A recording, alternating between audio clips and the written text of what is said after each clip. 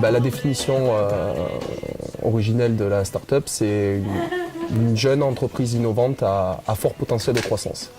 Et qui dit croissance, dit besoin en ressources. Et ces ressources, ça peut être des ressources financières, des ressources et des ressources cognitives. Les ressources cognitives, c'est quoi? C'est les ressources liées aux compétences en fait, des membres qui vont pouvoir constituer en fait, cette start-up-là. Et au milieu en fait, de ce processus, parce que c'est vraiment un processus de création de quelque chose, il va y avoir le porteur de projet.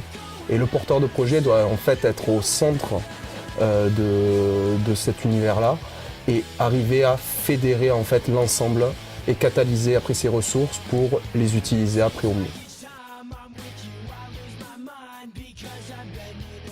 L'idée avant toute chose, c'est d'en parler. C'est trop souvent en fait l'erreur que fait les porteurs de projets. Il faut échanger en fait avec aussi bien des personnes issues de l'écosystème que ses proches.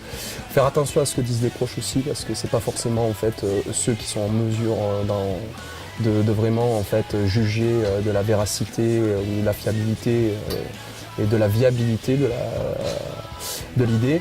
Mais avant toute chose, voilà, en parler et chercher, faire une première étude de marché, regarder ce qui se fait, réfléchir aux 3, 4, 5 mots-clés que taperait n'importe quel en fait, utilisateur pour trouver en fait, un produit tel que celui qu'on souhaite développer. Et là, à ce moment-là, se confronter à la réalité.